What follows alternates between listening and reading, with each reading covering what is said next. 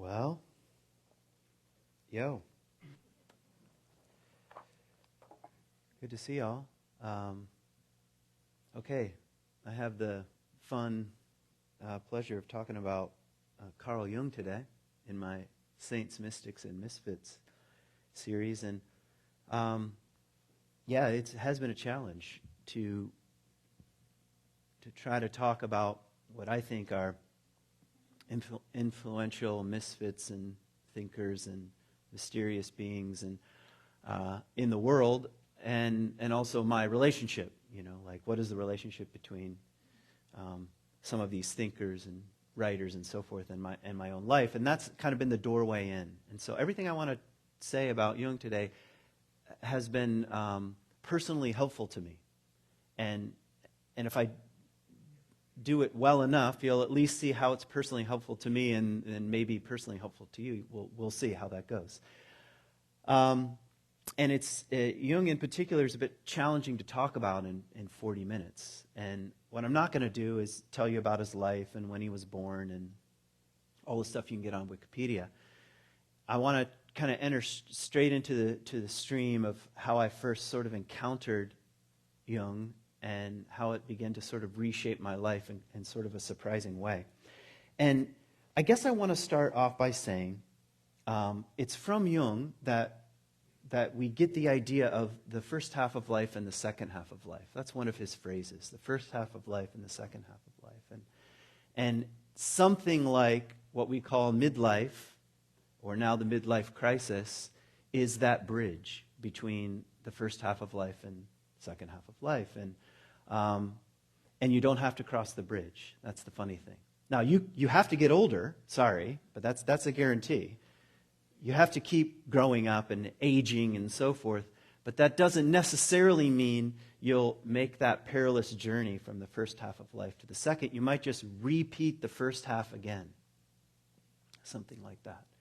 And one of the interesting things about this Jungian idea of the second half of life is that he encountered it, of course. Like, he passed through it and was surprised by his own encounter with it, and then began to see it in his sort of patients and the people that he worked with. And it goes something like this. We spend the first half kind of getting our life together, taking a few personality tests, you know, maybe even get a little therapy if you're advanced, if you're really doing the first half of life well. Maybe you figured out how to have an intimate relationship, or you stumbled your way into the first few intimate relationships. Maybe you have kids. Maybe you're able to hold down a job. You have a sense for what you do in the world and how you're made up and so forth and so on. And people will recognize you and say, oh, yeah, there's Kent. Yeah, we kind of know him. He's like, he talks in front of people. He says things. He quotes Jung a lot. You recognize me, and I recognize you. First half of life stuff. And then something of that world starts to crack. And maybe it's like a divorce, or we get fired, or we're standing up one day in front of thousands of people giving a sermon, and there's this inner voice that says, who is the one talking right now? You know? So I'm just making that up, you know, obviously. And those are cracks. And to use Jungian language, those are cracks in the ego, in our persona, and who we think we are in the world. And those cracks are enormous invitations to the deeper realms. You've heard the phrase depth psychology. That's all that means, is cracks in that ego frame to the deeper realms. And you can, as Adrian Rich says, you can either go through that door or not go through that door. The door itself makes no promises. Right? So, and then the underworld opens up. And this is the passage to the second half of life. And then so something like your first personality falls apart. And maybe if you're lucky, it's put back together. This is the dismemberment and remembering of ancient mythology. Lots of dismembering stories. Or we could call them death and resurrection kinds of stories. Okay, so in the second half of life, you begin to be fed by deeper streams that maybe were there all along, but you had forgotten a bit about. Maybe you give up on certain roles and ideas and ideologies and religions, and you're informed by something else. And it's not exactly this, it's not like you get an email that says, welcome to the second half of life and here's your new resume, all right? There's no such thing. It's now a deeper conversation that begins to take place. Now, why am I saying all that? Is because something like this started happening to me. My own life started falling apart. And in part because of Jung, and I think I discovered Jung through Joseph Campbell, because I realized he actually says, basically everything I'm saying I'm getting from Jung, besides the actual content of the myths and so forth. But the ideas, the frame. And I was like, who is this person? And I started diving in a bit, started discovering, what he had to say, and it started informing my life in certain ways. And I started to get hungry for a second half of life. And I started to enjoy, in quotation marks, the unraveling of my own life. Now, not really. Who likes to suffer? But it's like, okay, this suffering isn't meaningless. That was the major message I was getting from him. This suffering isn't meaningless. And if you'll follow it far enough, you'll discover threads you didn't know were there. That's what I started to believe. And that's what I started to experience. And also, I might add at this point, that it was about this time that I started discovering my own dreams. All right? This started at Animas Valley Institute, this place that leads programs out in the wild, but also DreamWork is a part of that. And about 8 years ago, I'd say, maybe a little more now, I'm sort of losing track of time. I don't even know how old I am right this second, somewhere in the 40s, 46-ish range. I took a program, and that was the very first time I ever had a dream worked. Like, I had a dream. I would have, if you would ask me, hey, do you dream? I'd say, no, not really. I remember a few childhood dreams, but that's about it. And so the guys were like, well, write your dreams down, and then we'll work with them in the morning. And so I was like, oh, okay. And just innocently wrote one down, and I happened to remember one, and then my whole life fell apart. And that very first time, so at Animas, it follows a certain style of dream interpretation. That has to do with Jung, but there are all kinds of different styles. That's less interpretive, but much more like allowing the dream to come back to life, to sort of work on us. So if you told me your dream, I'd say, well, close your eyes and go into it. And you'd close your eyes and just go into the dream, and then it would start to come alive again. And it's very powerful, and that's what happened to me. And I was like, I don't know what this world is. That was my major conclusion. I don't know what I'm talking about. I don't know who I am, and I don't know what this thing is. I don't know what a dream is. I don't even know who the I is in the dream. There are like people I'm meeting that seem to have a life and an emotional life and desires that are in conflict with mine, and I dreamed it. So what is this? What is this realm of the unconscious, meaning stuff I'm not that aware of? And of course, I've been into dreams ever since. And here's a little line from Jung on dreams, just to give you a little flavor. So he says, the more our unconscious is influenced by prejudices, fantasies, infantile wishes, and the lure of external objects, the more the already existing gap will widen out into a neurotic dissociation and lead to an artificial life far removed from healthy instincts, nature, and truth. Dreams try to establish the equilibrium by restoring the images and emotions that express the state of the unconscious. It's like they have a point of view. And they're trying to help us reestablish a more healthy relationship with our own deep instincts.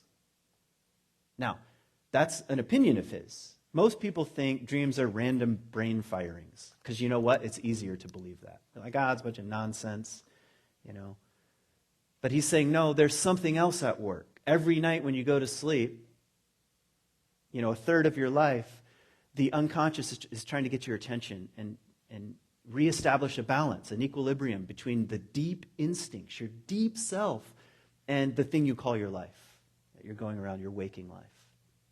So we might want to pay attention to them. And he says every culture, spirituality, religion has paid careful attention to dreams. So that was his way. And he got the idea, Freud also worked with dreams too, but I don't want to get into all that right this second. And maybe just one aside. I work with dreams now because now I've had training and all this kind of stuff. And I sometimes have this feeling like if someone comes to me and says, and I ask them, hey, tell me about your life.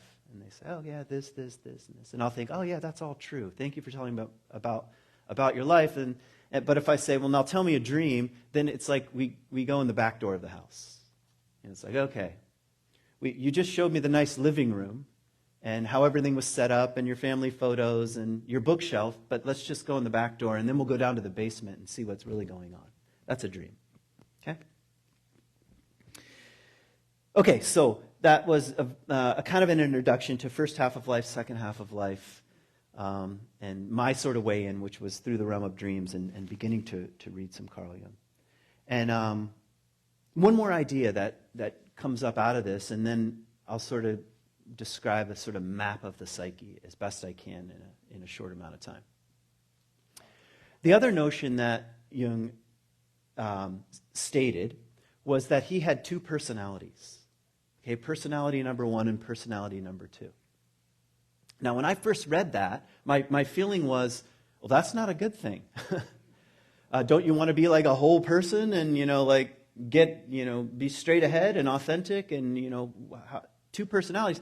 And one big difference between Freud and Jung is that Jung worked with schizophrenics, so he knew something about multiple personalities. And he was the first person, by the way, to take schizophrenics seriously. Instead of medicating them and tucking them away, he said, I'm going to take their fantasies seriously and see what they tell me. And believe me, they speak in volumes, and they speak in archetypal volumes, but we won't get into all that. All right. So he said, here are my two personalities. Personality number one is Jung, the scientist, the author, the psychologist, the doctor of medicine, the father, the husband, the man who wears a suit coat and smokes a pipe and, so forth and so on. That's personality number one, and very important. I mean, wouldn't you'd like to have a personality number one. Personality number two is everything else. And it's the much more mystical side. It's the world of his own dreams and imaginations and artwork and calligraphy and the deep wanderings that would be one way of describing that he took his own deep imagination journeys deeper and deeper into the unconscious realms. And that's very hard to describe. And it's also objectively real. It's as real as personality number one. And they never really get resolved, he says. We just learn to live with the paradox. And they learn to be in dialogue with one another over time. Instead of just bowing down to one personality, usually personality number one, and not knowing too much about personality number two. Now that concept both intrigued me and scared me, and I started to also know what he was talking about, really. Like if I were to tell you my dreams and visions and strange altered states of consciousness, you'd be like, okay. And you'd feel a little uncomfortable. But if I told you my resume and that I have a graduate degree and I studied this and I know how to parse Hebrew verbs and so forth, you'd say, oh, yes, that makes sense, yeah. But we're all like this, he would say. We're that complex, which is why I called the title of today's little chat on Jung, The Undiscovered Self. And that's what I want you to wonder about. What do I not know about myself? Do I have a personality number two? How much do I know about it? How much would I like it to have an influence or a say in my life? You could wonder something about it. And maybe more importantly, which I already said, I'll just say it again more directly, what do I not know about who I am? And once you're able to ask that question, you're in the realm of depth psychology and you're in the realm of Jung. And those that have followed, his footsteps, I suppose. Okay, are you with me so far? Now you probably want to know what my strange dreams, visions, fantasies, and altered states of consciousness are. Another time. Okay, I want to talk about a map of the psyche at this point. So the first thing I want to say is kind of a cliche, but it's true. The map is not the same as the territory. Okay? Everything I'm going to say is not the same thing as you being you and having a life. But a map is useful because when you're wandering around in the labyrinth of your own life, every once in a while you get lost. Or every once in a while you think you know where you are. And so it's useful to have a map to just wonder, well, where am I here? Is this making any sense? Does this fit? So that's all a map is. And really the map of the psyche, this Jungian map of the psyche, that's all it's meant to do. It's just meant to provide certain parameters. We're not really talking about a theory that we can argue about, and we're just saying it's a model or a map, and the degree to which it's useful or not is just that, the degree to which it's useful. So that's the way I want you to just hold what I'm about to say. But we're going to go on a journey. We're going to go on a journey of the psyche. Psyche is the Greek word for soul. And we're going to sort of descend down into the layers and kind of just explore the underground terrain, and we'll see how useful it is. So you ready? Well, I'm doing it anyway. Okay. I want to start with something like kind of dumb and obvious, which is the experience of the outside world. There is such thing as the outside world. Now, we don't need to get into a philosophical discussion about does reality exist. But let's just say, for most of us, every single day, our ordinary life, there's the outside world and then there's me. Are you with me so far? And how do you know there's an outside world? Because if I were to throw this big black book at you and hit you, you would say, hey, that came from the outside world. And Kent is a jerk. So that's how we experience reality. And now we're experiencing that in our psyches. There's still an internal realm, but that it's the border between those realms that we begin a conversation of the map of the psyche. And the border between the external and the internal is called the persona. Okay? Persona is the Greek, or Latin, I can't remember which, word for mask. It's Greek, okay? For mask. It's the face that we show the world. And like right now, the person giving this talk is the persona of Kent Dobson. It's my persona. I'm not exactly pretending, but it's a mask I wear. And I'm fairly comfortable in it, and you're, for the most part, at least as far as I can tell, comfortable enough that you're still in this room. You're not running away. Like, okay, well, we kind of know what to expect here, and he's going to ramble for a while, and then we'll be done. So that's my persona, all right? And it's absolutely essential and necessary. There's nothing wrong with it. It kind of sounds like an insult, so-and-so's wearing a mask, but it's not. It's just the border that meets the outside world. And if you don't develop a persona, you're actually in real trouble, because people won't know where to put you, and like, where do you stand? And give me something. Give me something. That's why one of our first questions is, hey, what do you do? All we're asking for is, like, give me a little of your persona so I know how to categorize you and I know how to relate to you and so forth and so on. And some personas come with a lot of baggage, because you're not the first. Like, if I say to somebody in the street, I'm a former pastor, do you feel how that might have nothing to do with me? Okay, but it's part of the persona. So there's like cultural elements to it and so forth and so on. But you have one, I have one. When you go out on a date, I hate to tell you, it's not two true, authentic selves meeting. It's two personas. When you fill out the online dating form, you're just filling out your persona. That's all you're doing. It's your mask. Okay? The question is there anything beneath that? And then we start to go down the layers here. So beneath that, or right beneath that, we'll place the ego. Okay? The ego. Now, the ego is an interesting word in and of itself, because Freud and Jung, in their German writings, did not use the word ego. All right? The translators, particularly of Freud, thought the word that they were using in German, which was just the word I, was not sophisticated enough. So they said, well, let's just choose the Latin ego, because that sounds fancier. Like as soon as if I just was talking about the I, you'd be like, oh, that's kind of boring. But as soon as you say ego, it's like, ooh, yes, the ego. Yes. All it is the I. Who do you think you are? That's the ego. I am this. I am that. I think this. I feel. Well, I just think this about this, and I just feel this, and I'm all about this, and I took a personality test, and I'm this, and I'm an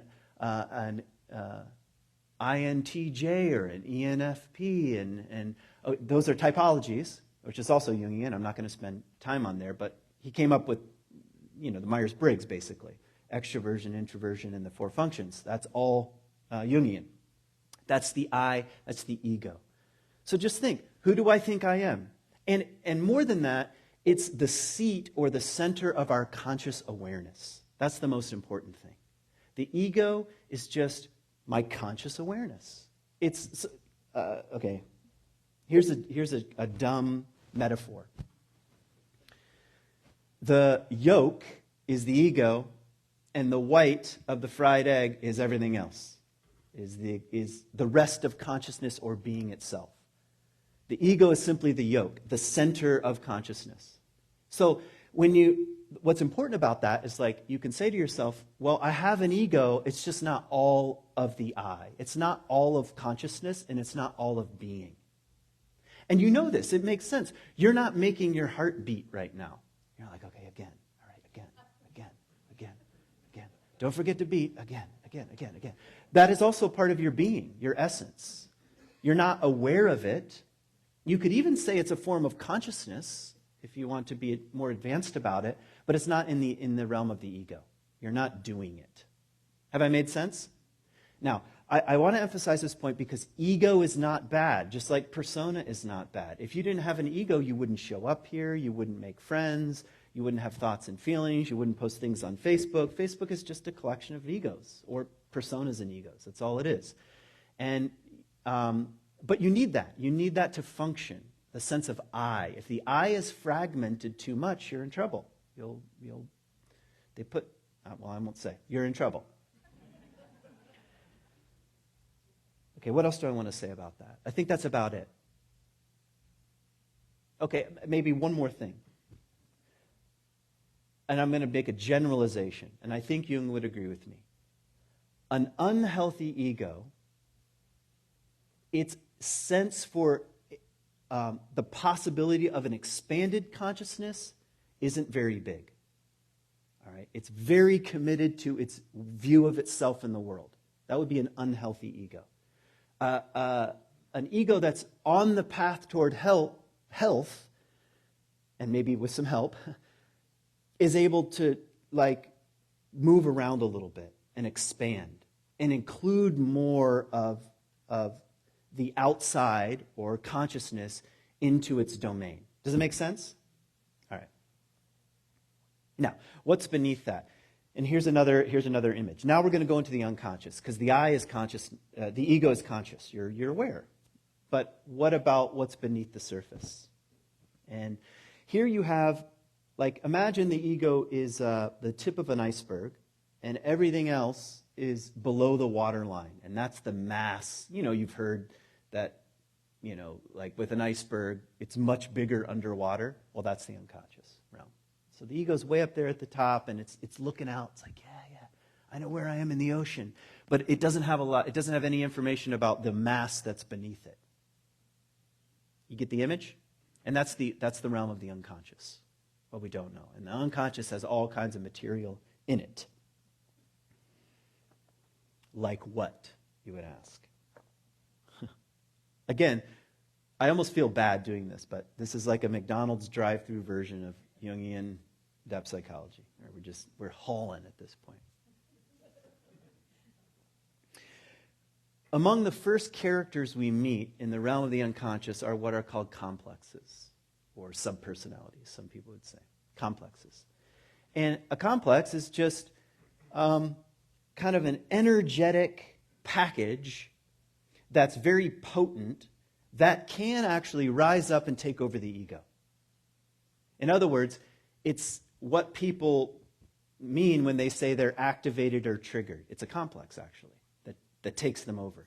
And probably it's never happened to you, but you've been around somebody at some point, and they feel very kind of like activated or possessed. And you're like, who am I talking to right now? Ever had that kind of experience? That's a complex. They're being taken over by something. Now, I don't want to get into how those are formed, but I'll just say something briefly about them. The complexes are formed usually in early childhood through wounds, traumas and wounds.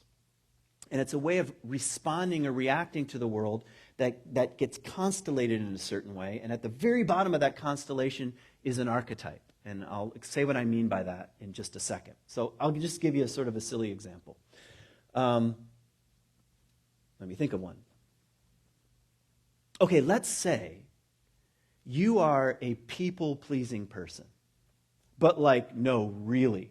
Really. And sometimes it's like that's all you can do is show up first and set up the chairs and set up the table and what can I do? And I'll also pour the coffee and then I'll bake the bread and then I'll do this and I'll help this person. And people actually know you as this kind of person. Are you with me so far? And so you'd start to wonder how aware is this person that they're being like this? If they're not very aware, then they're not very aware. And their ego is somewhat small in its conscious awareness of how it's behaving in the world. But the complex comes up and activates, and that's how they respond to the world. So now if you go to therapy and eventually you start, or somebody over time or whatever starts to point out, hey, you're a real people pleaser here, and you're like, no, I'm not. Well, am I? And what do I need to please you? How do I need to please you in this conversation? And you start to recognize it, like, wait a minute, is that what I'm doing? And the dive will take you down into your childhood wounds and strategies. Probably something like this happened. It was unsafe in your household for one reason or another, and the only way to be safe was to please. Are you with me? I'm just giving a very, very general description of a complex. And at the very bottom of that might be something like, to use Jungian terminology, a mother complex or a father complex. That's that archetypal core. In other words, there's a pattern that fits with other people's patterns. You have a mother complex and a father complex and several others, but it manifests itself in a pretty unique way in your life, coming from your own personal wounds and stories. If it was unsafe in your house, you better believe the strategy of survival, some survival strategy is going to raise itself to help you get by. And they're good. That's the funny thing about a complex or a coping strategy. If you don't do it, you die. Or it's very, very unsafe. So the recognition of a complex first has to come with, thank you for helping me survive the war of my own childhood. By pleasing people around me, or by withdrawing, or by whatever. You can start to come up with a whole list of strategies. Or by rebelling. A rebel probably had to do that just to survive psychologically, emotionally, and physically. All right? Now, here's the problem, though. When you get toward the second half of life, those complexes don't give up their posts very easily. And then they start to run your life. And then you're in real trouble, really. I mean, real trouble. Like, you're just like everybody else. But you could start to ask yourself, do I want to only survive in my life, or do I want to thrive? Is there something beneath those complexes? Am I getting a little tired of doing the same thing in every single relationship? Every single time, no matter what? Can that be helped in some way? Okay. Still on our McDonald's drive-thru map here. And so what's beneath that? Here's another version of the complex, and this is, or the complexes, and this is the shadow. Probably one of Jung's most important concepts, which is the human shadow. The personal shadow and the collective shadow. I'm not going to say that much about the collective field right now, but the personal shadow. The personal shadow is everything you don't know about yourself. Now, that right away ought to scare you. What do you mean there's stuff about me that I don't know? Yeah, it's in the shadow. it was unsafe or unsavory to come out of hiding. Could be your own, some instinct you have, or some way of being in the world, some natural instinct that wasn't allowed in your household or your childhood or whatever.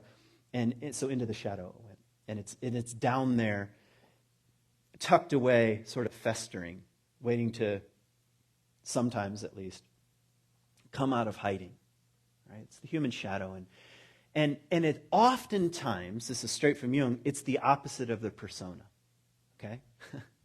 So, if you're really, really, really, really nice, and everybody agrees, this person is just so nice, such a nice girl, such a nice boy, we can always rely on them, they've never said an unkind word in their life, guess what's in the shadow? Okay? And it's there.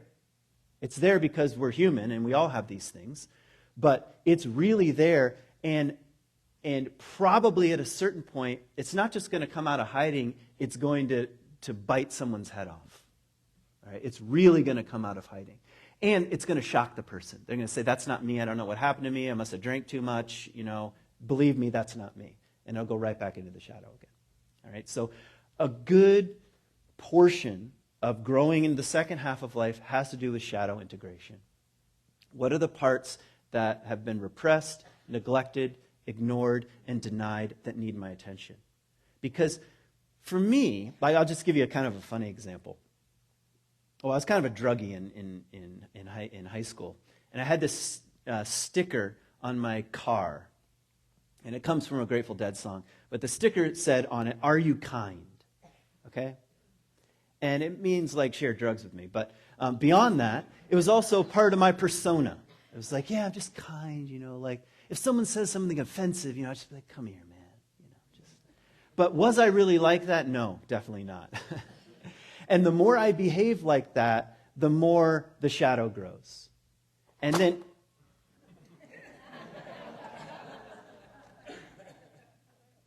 another big contribution to Jung's work is synchronicities, by the way, which he calls meaningful coincidences. All right? So it's possible that this is a version of a synchronicity. The thing fell the moment I was talking about shadow. The moment I was talking about me being kind and angry and that dynamic, and boom, that goes down. Had I launched into a rage, like, damn thing, see, you would know. You'd say, oh, there's the shadow. Okay. All right, back on track. So what I want to tell you is that you have a shadow, and it's a lifelong project. And taking bites, that's, to use a Robert Bly phrase, you start to take bites of the shadow. It's like taking the Eucharist, all right? It's like you start consuming slowly your unsavory parts. Also, your golden qualities rest in the shadow too. So if you have massive projections, like on some artist, some songwriter, and just like you are just like wildly and profoundly in love with them and what they do, more than likely this is also something in your shadow. It's like you haven't taken bites of your own gold. Have I made sense? And then humanity also has, cultures can have a shadow. White, European, Protestant Americans have a shadow. But so does every other culture. And that's actually quite hard to see. But part of becoming an adult, an individuated person, that's Jung's language, is to begin to consume that and to own it and to take it back. Because anger, by the way, there's a kind of vital libido or energy or even eros that's necessary just for life itself. You push it down. And it can also go the other way around, anything can be in the shadow. So have I made sense enough with the material? All right. If you're saying right now, I just don't understand it, then your own understanding is in the shadow. All right? Because that's really the way it works. All right, next one down. Just briefly, I want to talk about the animum and the animus. I am almost done here, by the way. So underneath that, Jung started to discover that every single person on the planet, regardless of gender, has within them, within their psyche and their dreams and visions and fantasies, and both masculine and feminine energies. Everybody. Okay, he called those the animus and the anima. And what he said is that every person, generally, though there are differences here, but every person needs to come in contact with what he called the counter-sexual energy of their animus or their anima, or their inner masculine or inner feminine. And without much contact there, we remain not very whole, not very rounded out. And so, in a cliche sense, if you're a man, you need to come in contact with your inner feminine. Or if your way of thinking and being is more masculine from an energetic point of view, at some point you'll need to come in contact with your own inner feminine. And the same goes the other way around. These don't necessarily correspond to gender. That's why I wanted you to hear me say, everybody has both. Like, I could be a man and have a more feminine disposition, and I'd also need to come in contact with my masculine disposition. So there's a kind of inner marriage that's possible between our own energies that are both masculine and feminine. And a lot of times what happens when we're falling in love is that we're projecting a lot of all that material onto the other person. And that's fine. That's called falling in love. It's like fun. It's good. It's a good time. But at a certain point, I don't know if you've ever been in love for like more than 5 minutes, but it does tend to fade. Okay? And those become real opportunities. Like, well, what was all this energy that I was thinking the other person carried? Where did it go? Were they just pretending? And that begins a more honest conversation with what's going on inside. Okay? I don't want to say a whole lot more about that. I could give about 75 talks on it, but I just kind of want to stop it at that. Okay, now we get to Jung's most controversial and interesting layer of the psyche. So we've gone persona, ego, complexes, shadow, anima and animus, and now we'll get to the self with a capital S. Now, imagine the unconscious is a mass of what he called primordial fires. This is subatomic particles and instincts and energies and just think about the center of the sun right now or the center of the earth. What is all that stuff? And we're living in that realm. These are the primordial fires. And he said, but it's not just chaos. It's not pure chaos, to allude to what Beth was quoting from Jung during her meditation. It's not just pure chaos down there in the fires of reality. But every once in a while, an organizing entity makes itself known. That's what he called the self. An organizing principle that wants to bring some kind of order out of the chaos. And he says that's at the heart of your being and at the heart of all being, at the heart of reality. And he gets criticized for this, but another word for that is God. But I'll put God in quotation marks. All right? An organizing image or a God-like image that wants to order things and does in fact order things and arises spontaneously from within. So Jung basically said, if we could right now wipe everybody's mind completely blank, like all of you, I just push my hand. It's like hypnosis. Okay, well, follow my hands, all right? And I were to wipe all of your psyches clean. You're just totally clean. Tabula rasa, boom, like that, done. You've never heard of God. You've never heard of religion. You've never heard of Life Church next door. You've never heard of being spiritual but not religious. None of that. Just you're blank. Then Jung says the very next moment, the deep self would send up images that would want to bring some order out of the chaos of just being itself. In other words, we'll produce gods the next day if we get rid of them all. And by the way, I don't need to sound too dark. He said that's what happened with communism. So we kicked God out and boom, uprose something, some organized. And same with fascism. Okay, boom. So he says that power, that drive, everybody has. And part of becoming an adult is coming into right relationship with this primordial self, he called it. See what I'm saying? It's kind of mysterious. And it's a bit hard to talk about. And the best way to talk about it is through images and stories and myths and fairy tales and dreams. Dreams can have images that are self-like, so forth and so on. Okay. I want to end with a couple things here. So, the final concept that comes from Jung that has influenced me is what he called individuation. And it's a bit of a hard term right now because we live in such an individualistic culture. Like, nobody can tell me what to do. I can believe whatever I want, think whatever I want. And he didn't mean individualism. He meant individuation as a process of becoming a human being, a more full human being. And he says there are two parts to it. The first is a period of separation and sifting through our own ego and complexes. That's usually what you do in therapy. Okay? You start saying, all right, why do I always do this? And down you go, sifting and sorting. And if you refuse to do that, you're just going to remain very immature. I mean, it's that straightforward. Not that you have to therapy, per se, but some version of sifting through your own crap. Make sense? The other is to begin a relationship with the emergence of the archetypal self. And that's what makes him a little controversial. So into your dreams, into your imagination, into your creativity, into your musings, into your artwork, into your, maybe I've already said fantasies, but fantasy realm, to explore what is being sent up from the deep self here that now needs your attention, usually in the second half of life. Really, who am I? Who am I? And how am I going to be in relationship with the deeper sense of self? Your own inner godlike image, he would say. And he says that is an individuated person.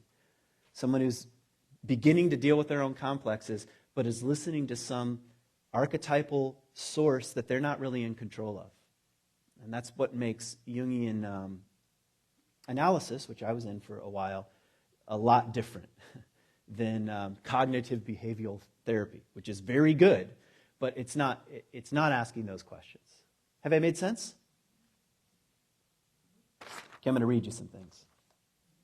Let's look at our bulletin here, and I'm just going to end just from listening to Jung himself here. All right, the collective unconscious, this is the big realm here, contains the whole spiritual heritage of mankind's evolution, born anew in the brain structure of every individual. So, born a blank slate, according to Jung, no way in hell. All right? It's like saying you have DNA and you have spiritual and mythic DNA. This is why very, very young children will dream of things like a queen on the throne. It's not from Disney. They may have never seen a single throne in their life, ever, and they'll dream of that. A 3-year-old. Think about that. Where does that come from? He says from the collective field. Okay, here we go. His conscious mind is an ephemeral phenomenon that accomplishes all provisional adaptations and orientations, for which reason one can best compare its function to orientation in space. The unconscious, on the other hand, is the source of instinctual forces of the psyche and of forms or categories that regulate them, namely the archetypes. These are the big patterns. All the most powerful ideas in history go back to archetypes. This will give you something to argue about with over lunch. All right? All the most powerful ideas in history go back to the archetypes. This is particularly true of religious ideas, but the central concepts of science, philosophy, and ethics are no exception to this rule. In their present form, they are variants of archetypal ideas. Science is just a variant of an archetypal idea, according to Jung, created by consciously applying and adapting these ideas to reality. For it is the function of consciousness not only to recognize and assimilate the external world through the gateway of the senses, but to translate into visible reality the world within us. See, it's like the inner and the outer coming together. I just wanted you to hear a little from Jung himself. He's a very good writer, for one thing. All right, and I want to end with this one. This has a little bit to do, you'll hear a bit of Beth's meditation in here, and also a little what I was talking about with the shadow. Real liberation comes not from glossing over or repressing painful states of feeling. Real liberation comes not from glossing over or repressing painful states of feeling, but only from experiencing them to the full. That's why most people don't sign up for Jungian analysis. Because you might say, I'm feeling very terrible. And they'll say, great, let me talk you into it. Okay? Now safely, but I want to talk you into it. All right, let's keep going. By accepting the darkness, the patient has not, to be sure, changed it into light. It doesn't work like that.